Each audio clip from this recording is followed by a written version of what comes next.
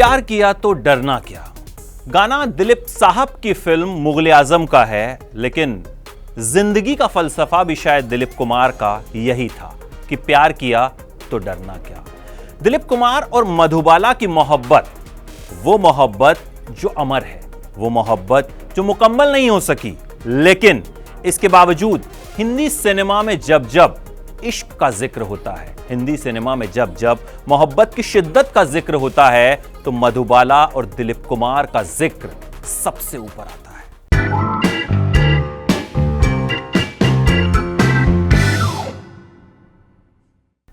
वो साल था 1951। फिल्म थी तराना। पहली बार मधुबाला और दिलीप कुमार एक दूसरे से मिले और दिलीप साहब को देखते ही मधुबाला उन पर फिदा हो गई। मधुबाला ने दिलीप कुमार को एक खत भेजा अपनी एक मेकअप आर्टिस्ट के हाथों, और साथ में था एक लाल गुलाब। खत के साथ यह पैगाम कि अगर आप भी मुझसे मोहब्बत करते हैं तो यह गुलाब कबूल फरमाइए। दिलीप साहब ने भी खुशी खुशी मधुबाला की मोहब्बत को कबूल कर लिया और तराना के सेट पर ही मोहब्बत के तराने गाए जाने लगे। इसके बाद मामला आगे बढ़ा। दोनों कई फिल्मों में एक साथ नजर आने लगे, लेकिन मोहब्बत में दिक्कत न हो तो वो मोहब्बत नहीं होती। और मोहब्बत जब दिलीप कुमार की हो तो दिक्कत लाजमी थी, और दिक्कत थी मधुबाला के पिता अताउल्ला खान। मधुबाला की कमाई से ही उनके पूरे परिवार का खर्च चलता था, और मधुबाला के पिता नहीं चाहते थे कि मधुबाला किसी भी तरह के अफेयर में पड़े। मधुबाला तो दिलीप साहब के इश्क में गिरफ्तार थी। दोनों चोरी छिपे मिलने के बहाने ढूंढ लिया करते थे, और फिल्मों की शूटिंग तो चली रही थी। मुगले आजम में दोनों ने साथ काम किया। मुगले आजम को बनने में 10 साल का वक्त लगा, और मुगले आजम इनकी मोहब्बत की गवाह रही। मुगले आजम की शूटिंग जब शुरू हुई तो इनकी मोहब्बत शुरू हुई, और मुगले आजम की शूटिंग जब खत्म हुई तो ही इनकी मोहब्बत भी जो है वो खत्म हुई। कहते हैं मधुबाला मुगले आजम की अनारकली इसलिए बनी थी क्योंकि शहजादे सलीम ऐसा चाहते थे। दिलीप कुमार ने मधुबाला के नाम की सिफारिश की थी कि मधुबाला को अनारकली बनाया जाए।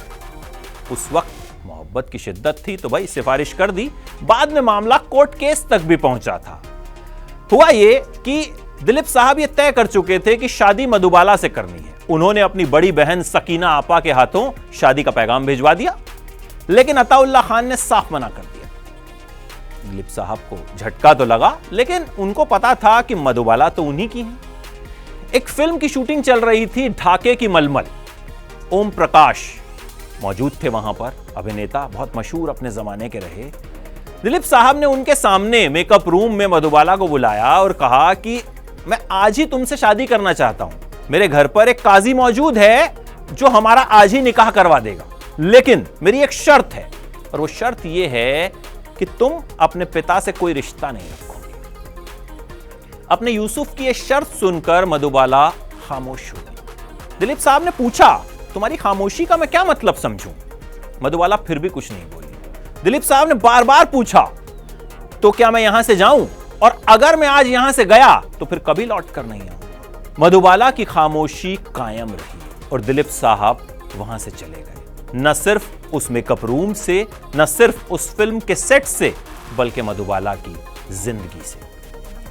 इसके बाद एक फिल्म नया दौर के लिए इन दोनों को साइन किया गया था। प्रोड्यूसर बीआर चोपड़ा चाहते थे कि फिल्म की शूटिंग भोपाल में हो, लेकिन मधुबाला के पिता ने उन्हें भोपाल भेजने से मना कर दिया। कहा कि भाई फिल्म की शूटिंग तो बंबई में भी की जा सकती है, लेकिन बीआर चोपड़ा भोपाल में शूटिंग करना चाहते थे, तो उन्होंने मधुबाला को फिल्म से निकाल दिया और वैजंती माला को ले लिया।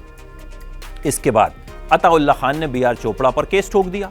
बीआर चोपड़ा ने भी कहा कि मेरा साइनिंग अमाउंट वापस करो, और अताउल्ला खान पर केस ठोक दिया। कोर्ट में मधुबाला और दिलीप साहब फिर आमने सामने आए।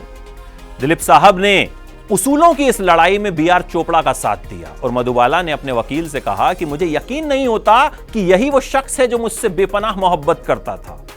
इसके बाद दिलीप साहब ने कोर्ट में कहा, योर ऑनर, मैं इस औरत से प्यार करता हूं और अपनी जिंदगी की आखिरी सांस तक इससे प्यार करता रहूंगा। खैर, कोर्ट केस खत्म हुआ, लेकिन मुगले आजम की शूटिंग अभी बाकी थी।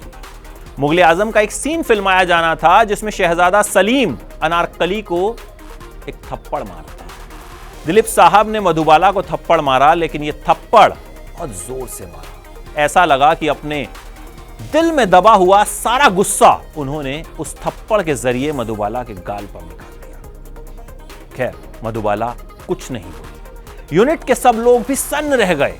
आखिरकार शूटिंग खत्म हुई। मुगले आजम की शूटिंग भी कुछ दिन बाद खत्म हो गई और फिर इन दोनों की राहें जुदा हो गई। अपनी जिंदगी के आखिरी दौर में जब मधुबाला बीमार पड़ी, करीब 34 साल की उम्र में ही वो बहुत ज्यादा बीमार हो गई थी। वो दिलीप साहब को याद किया करती थीं और दिलीप साहब भी उनसे मिलने जाते थे। मधुबाला दिलीप साहब से कहती थी कि मैं ठीक तो हो जाऊंगी ना, तो दिलीप साहब कहते थे कि तुम ठीक ही हो। मधुबाला ये भी कहती थी कि क्या आप मेरे साथ फिल्म करेंगे, तो दिलीप साहब कहते थे कि बिल्कुल, मैं वादा करता हूं कि जब भी तुम ठीक हो जाओगी मैं तुम्हारे साथ फिल्म करूंगा। लेकिन वादे कब पूरे होते हैं? ये वादा भी पूरा नहीं हो पाया। दिल की बीमारी की वजह से मधुबाला ने वक्त से बहुत पहले इस दुनिया को अलविदा कह दिया। जिस वक्त मधुबाला ने इस दुनिया को छोड़ा, दिलीप कुमार मद्रास में फिल्म गोपी की शूटिंग कर रहे थे। दिलीप साहब एयरपोर्ट से सीधे कब्रिस्तान गए। वहां मधुबाला की कब्र के पास बैठे, दुआ करते रहे, याद करते रहे वो पल जो उन्होंने मधुबाला के साथ बिताए थे। याद करते रहे उन कहानियों को जो उनके और मधुबाला के बीच गढ़ी गई थी। याद करते रहे उस प्रेम कहानी को जो आज भी अमर है और आने वाली कई सदियों तक अमर रहेगी।